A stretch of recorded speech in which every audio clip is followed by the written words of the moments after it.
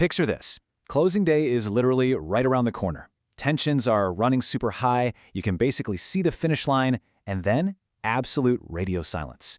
The professional who's supposed to be holding the whole deal together just completely vanishes. The source material for today shares a totally devastating story that starts exactly like this. Basically, a file caught fire, things got complicated, and the originator just hid from the problem. The result? Total disaster. The transaction didn't close, they lost the client, they lost the realtor, and honestly, it wasn't just one lost deal, right? It was a lost lifetime relationship and basically the death of any future referrals. And why? Because in a moment of sheer panic, instead of stepping up, someone chose silence. Welcome to today's Explainer. We're going to unpack the hidden and, frankly, incredibly expensive cost of silence in high-stakes business. We'll explore exactly why mastering proactive, crystal-clear communication is absolutely the ultimate professional kindness. And as you'll see, it's going to literally save your deals, your relationships, and, let's be real, your own sanity. Look, when timelines are insanely tight and massive amounts of money are on the line, your clients aren't expecting a flawless, perfect process, but they absolutely expect you to show up.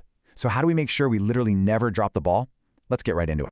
Okay, so think about this dangerous little domino effect of poor communication. It usually starts innocently enough with step one, right? Delayed communication. You get busy, maybe you don't have all the answers to a specific problem yet, so you just decide to wait before reaching out. Totally normal instinct. But that leads straight into step two.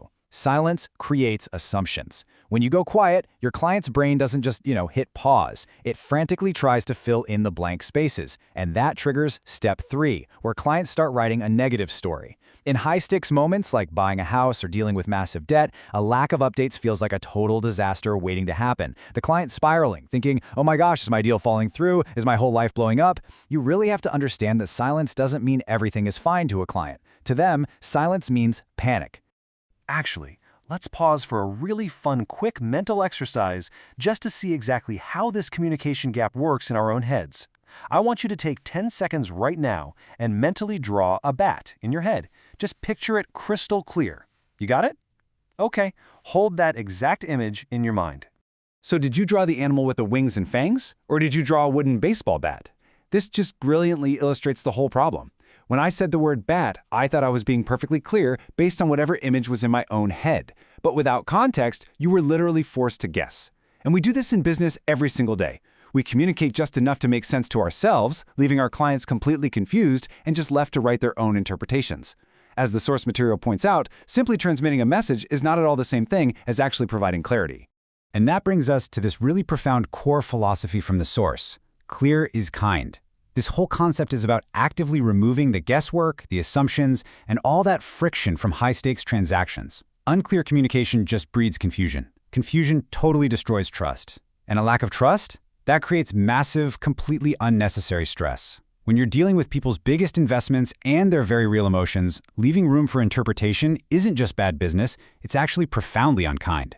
You're basically forcing them to navigate in the pitch dark when they hired you to be their guide. To show you how easily this creeps into the real world, let's talk about the difference between $470 and $80. The source shares this fantastic anecdote about a seemingly minor miscommunication over a simple credit report fee. So a client was initially expecting a soft credit check, which runs about $80, standard stuff. But later, the team realized a hard credit pull was actually required, which bumped the cost all the way up to $470. But instead of proactively and clearly explaining this change up front, the team just let the charge happen. Naturally, the client was absolutely furious, and here's the kicker. They weren't even really mad about the money itself. They were mad about this sudden, unexplained jump. It felt super sneaky to them. Just a tiny lack of upfront clarity on a small detail completely destroyed the client's trust in the entire process. So how do we actually fix this? Well, we have to shift our entire operational mindset. The harsh reality is that most professionals out there are entirely reactive. They update clients 0 times a week unless a giant fire breaks out. They just sit back and wait for the client to call them in an absolute panic, or they hold off until they have the absolute perfect update to share. But relying on your client to chase you down for information is a terrible strategy. We really need to completely replace that chaotic, wait until there's a problem to call approach with the profound peace of mind that comes from being predictably proactive. And here is exactly how you execute that shift. The source outlines this highly effective, proactive weekly communication cadence. It's elegantly simple, but honestly, it's remarkably powerful. Step 1 is a Monday kickoff. Step 2 is a Wednesday check-in. Step 3 is a Friday wrap-up. By just sticking to this totally predictable rhythm, you completely remove the guesswork from the client relationship. Think about it. If a client knows with absolute certainty exactly when they're going to hear from you next, they don't spend their entire week anxiously wondering if you've forgotten about their file. So on Monday, the week starts, and you set the plan. You literally tell them what hurdles you're tackling. On Wednesday, you give them a quick midweek progress check. But the real secret weapon here? That's the Friday update. That's about providing pre-weekend peace of mind. And you send this update even if you have no new news. You literally just tell them, hey, no new updates today, but we're totally on top of it, and I'll touch base again on Monday. The source compares this constant narration to a John Madden play. You're basically just calling out every single move so everyone knows exactly where the ball is on the field. Do this, and your clients or realtors will never angrily call you on a Saturday morning in a panic. Why? Because you've already answered their questions before they even had the chance to ask. Now let's pivot for a second, because this proactive communication isn't just some clever customer service tactic. It is fundamentally a team leadership requirement. Take a look at this concept from the source, the trap of neutrality. So often, leaders see their team members completely failing to communicate clearly, but they try to stay neutral. They want to, keep the peace or just avoid an awkward conversation. But staying quiet as a leader sets a highly dangerous standard. When you ignore poor communication on your team, you aren't staying out of the drama, you're actually actively endorsing it. The source actually drops an incredibly powerful quote on this exact dynamic. What we keep allowing, we keep reinforcing. Basically, if you allow confusion, you reinforce confusion. The speaker and the source shared this pretty shocking story to prove just how seriously this standard has to be taken. Get this, they actually fired their number 2 top producing originator. Just think about that for a second.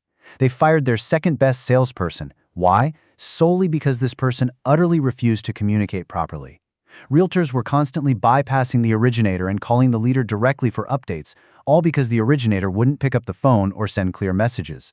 By making that painful, really hard decision to let a top producer go, the leader proved to the entire company that the standard of clear communication is absolute, and it's totally non-negotiable. So the crucial point here is that holding the line on communication isn't just about making up arbitrary corporate rules. It's really about defining the entire culture and the lifeblood of your business. First, you have to address unclear habits early. Do not wait for a massive deal to completely blow up before you step in. Second, name the problem explicitly to your team. Make sure everyone knows exactly what the standard looks like in actual practice. And finally, you got to look in the mirror. You set the standard. What you commit to communicates what is acceptable in your organization. If you tolerate vagueness, your business is going to become vague and chaotic. Well, we've covered a ton of crucial ground today, right? From the very real financial ruin of going silent, all the way to that simple Monday, Wednesday, Friday cadence that can seriously revolutionize your client experience. But I want to leave you with this final provocative question to chew on. What unclear standard are you tolerating today? Whether it's a team member who goes totally radio silent when a file gets tough, or maybe your own personal habit of waiting until you have the perfect answer before hitting send on an email, it's time to eliminate the illusion of communication. Remember, clear is kind. Take a hard look at your habits, step up, and start speaking clearly. Thanks so much for joining me on this explainer, and I really hope this empowers you to take complete control of your communication today.